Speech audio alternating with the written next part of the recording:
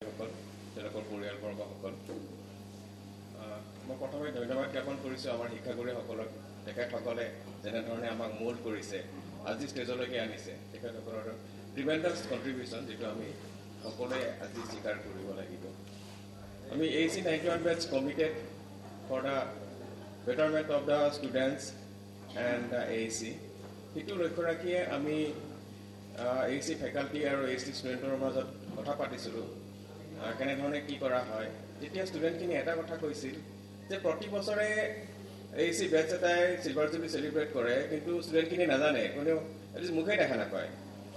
তেতিয়া আমি তেওঁলোকৰ কথা ভাবি পেলাই আমি ষ্টেট লেভেল টেকনো কুইজ এটা পাতিছিলোঁ উইথ 50,000 প্ৰাইজ মানি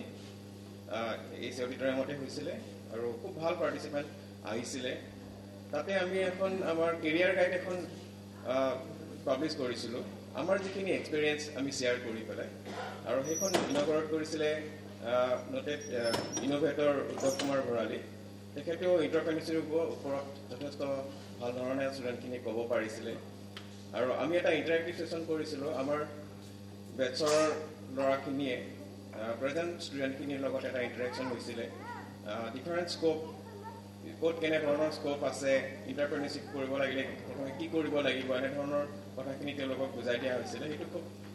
ভাল আছিলে ইণ্টাৰেক্টিভ ছেশ্যনটো তাৰপিছত আমি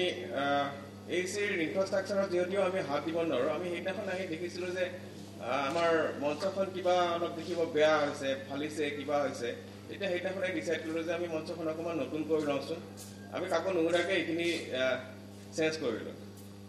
চাগে ভালেই হৈছে ভালেই আৰু আমি এইখিনিতে সীমাবদ্ধ নাথাকোঁ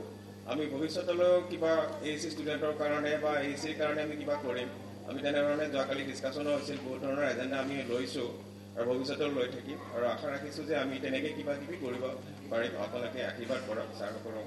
কৈছোঁ থেংক ইউ